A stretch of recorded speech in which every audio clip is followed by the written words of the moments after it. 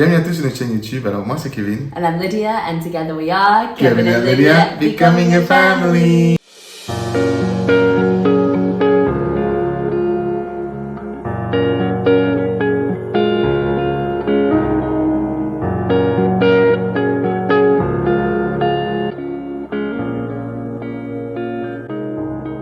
Bienvenue à tous sur notre chaîne YouTube.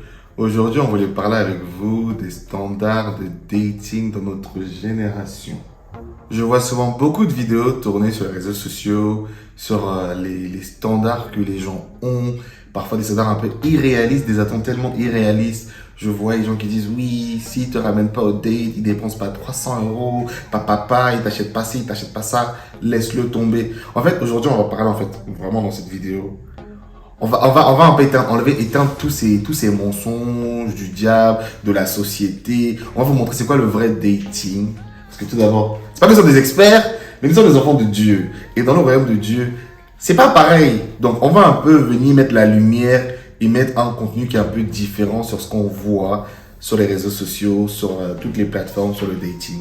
Mais avant de prendre la vidéo, Lydia, dis-nous qu'est-ce qu'il faut faire. Dis-leur qu'est-ce qu'il faut faire. If you like this kind of content, then give it a thumbs up because it really helps support our channel. You should share it around if you think it could bless somebody. And if you're not already subscribed, What are you please waiting subscribe and join the fam. Moi, avant de commencer cette vidéo, je demandais à Lydia, toi tes standards au dating avant, quand quelqu'un venait te voir, après tu as connu beaucoup de gens, mais what were you looking for? What were you expecting from a guy?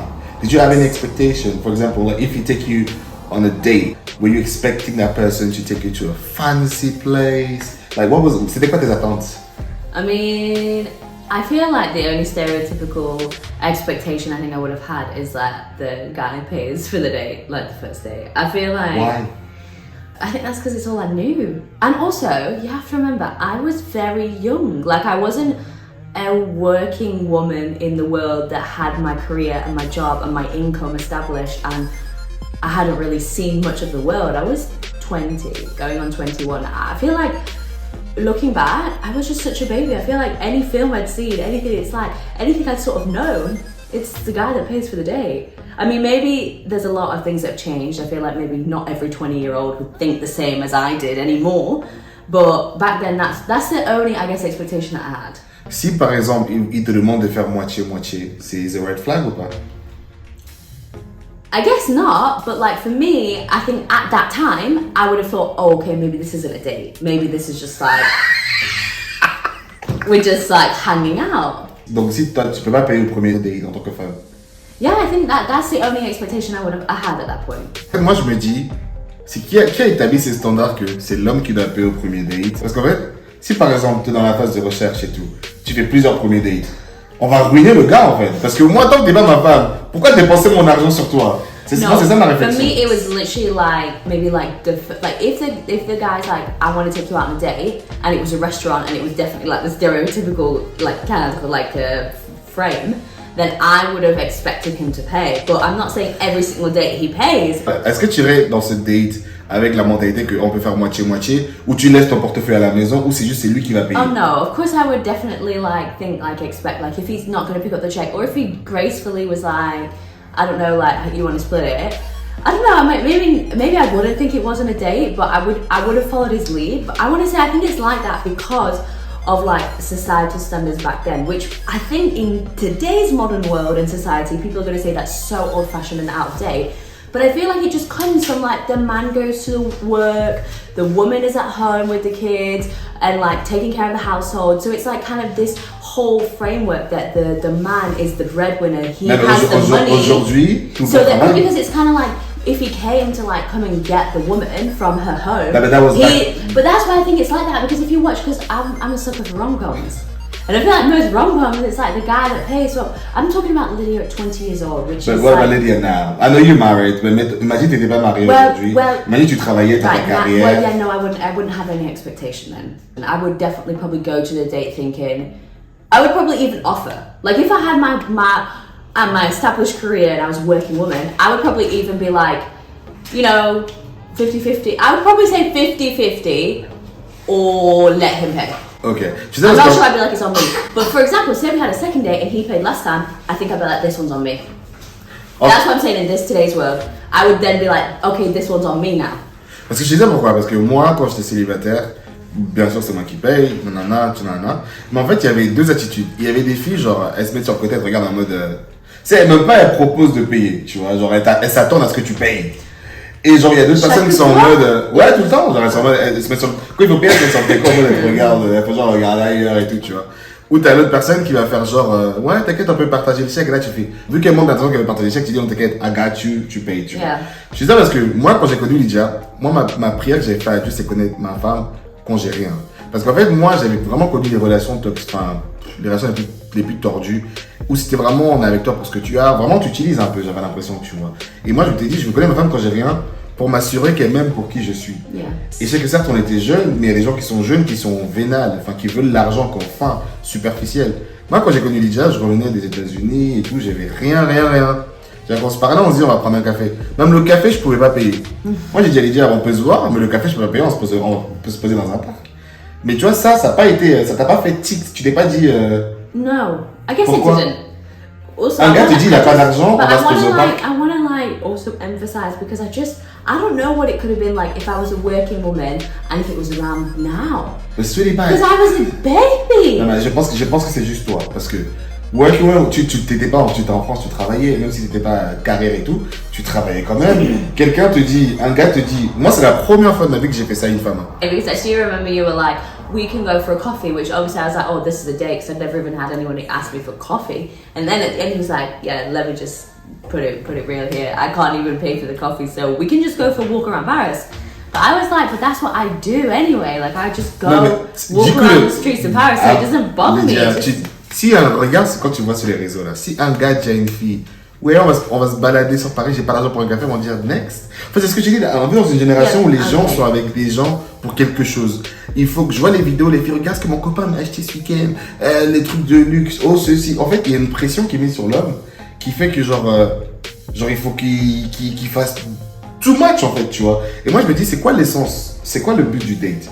Le but du date, c'est qu'on apprenne à se connaître ou c'est qu'on vende du rêve par rapport à l'argent? Le but du date, c'est qu'on parle, toi et moi. Donc, qu'au final, qu'on soit dans un café, dans un parc, dans un restaurant, le but du date, c'est qu'on va parler, c'est pas qu'on va manger. Enfin, tout le premier date, les gens, ils font les manières, ils mangent pas vraiment. C'est ça. Moi, genre, j'ai envie de remettre un peu les choses à leur place. Bien sûr, c'est important que l'homme et tout paye le premier date. Mais en soi, s'il peut pas, c'est pas grave en soi. Parce qu'en fait, je veux dire, que tu vois, s'il peut pas, c'est en mode vas-y, mais de l'autre côté.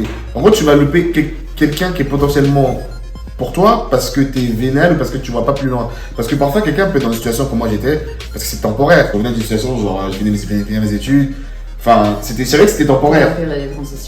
Voilà ce que je veux dire. Mais c'est-à-dire que mais si la personne, elle voit pas ça, elle se dit juste, là, il est fauché, bye, tu vois. I think that's because, though, I think as a woman, and maybe it's not just a woman, maybe if it was also the opposite way around, if we've got this 50-50 bring you into the household mentality, I guess even if the guy heard that the woman was like unemployed and I don't know, often if you're looking to engage in a future with somebody, you want to, I think a lot of people want to look at financial stability, they want to have a financial stability for their lives.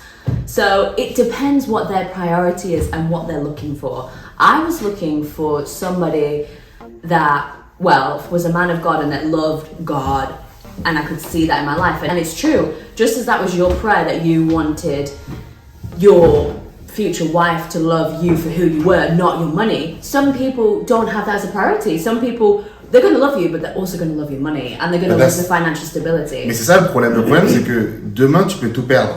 Moi, quand j'ai connu Lydia, on n'avait pas, puis on a eu beaucoup, puis on avait plus. Il y a un gars qui me dit, t'as une chance d'avoir une femme comme ça. Peu de femmes auraient accepté de rentrer chez ta mère. Et pareil, genre les saisons qu'on a vécues ensemble, on n'avait rien. Ça t'apprend en fait à aimer la personne pour qui elle est vraiment. Yeah. Et je sais que demain, quand j'aurai beaucoup, bah je serais même, en fait, genre il n'y a pas ce problème d'argent. The love is not going to be based on what you gain. Exactly. En fait, on s'aime pour qui on est. Et en fait, c'est ce que je trouve qui manque dans notre génération, c'est que les gens sont trop intéressés. L'être humain est trop intéressé. Et ce que je disais à Lydia, on rigolait souvent par rapport à ça, c'est que la différence entre le blanc et les noirs. Nous, on est immigrés. On vient déjà pour un avenir meilleur. On veut l'argent. On veut ceci, on a faim. Donc, peut-être, j'ai vu une vidéo qui parlait de ça, qui disait que, bah, pour notre communauté à nous, c'est encore plus développé parce que Lydia, je me dis peut-être parce qu'elle vient de l'argent. Ils ont déjà, Donc c'est pareil, elle veut dire qu'elle n'a pas l'argent, mais je veux dire, ils viennent déjà de... No, les richesses sont repassées. Where I come from in the White West, really, it's generational wealth, and pretty much everybody around me is, to a degree, rich. Du coup, au final, c'est que toi, tu cherches du coup le vrai amour. T'es pas là pour chercher l'argent. Alors que nous, là, on dit, il est où l'argent? It's very different background. C'est pour ça que je pense que dans cette vidéo, on voulait pas que ce soit trop long, mais juste parlez un peu des standards. Dites-nous en commentaire, vous, qu'est-ce qui est important pour vous? C'est pas pour juger, une fois de plus, chacun fait ce qu'il veut et tout. Mais moi, je trouve qu'un conseil, c'est vraiment rencontrer cette personne quand t'as rien. Surtout quand t'es un homme. Parce que je trouve qu'aujourd'hui, c'est très compliqué de savoir pour quelles raisons la personne est avec toi. Il y a des gens, tu vois, d'ailleurs, tu vois, le gars, il est riche, mais il est pas physiquement attrayant. Tu vois la femme qu'il a, tu sais que voilà, elle est pas avec lui pour... voilà, on se comprend. Mais moi, je sais qu'aujourd'hui, là, quand les gens me voient, ils disent, oh, quand on marche dans la rue, les gens, parfois, ils disent, ils regardent, ils se disent, comment elle a une belle femme avec un noir comme ça se trouve, il est riche. Il y a rien. Ça, c'est l'amour. On vit d'amour et d'eau fraîche. Et franchement, c'est les meilleurs. C'est-à-dire que demain, moi, je sais que peu importe l'argent que j'ai, c'est à Lydia. Parce qu'elle est pas avec moi pour l'argent. Tu vois ce que je veux dire ou pas? C'est pas... Parce qu'on voit souvent que l'argent, c'est une grosse cause de divorce dans les relations. Yeah. Et chez nous, là, on a commencé sans. Et que tu partiras sans. Quand tu vas mourir, là, tu partiras pas avec ton argent. Hein. What I wanted to add though is I'm not saying there's anything wrong with wanting financial stability. Non, absolument there's pas. No, like, we even had those conversations in dating stage when like I wanted both of us to know financially like where I wanted us to be at. I'm not saying that you need to go and find like the poorest person on earth to fall in love with. I think it's true. But what's the rich? What's sorry to call you, mais c'est quoi le riche?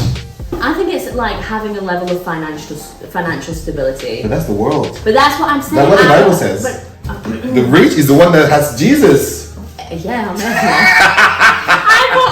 thought you were genuinely asking me what is the standard of rich in this world. I was like, I don't know. Are you a millionaire to be rich? But then I'm like, no, you're saying that. Exactly. But my point is I'm just trying to add.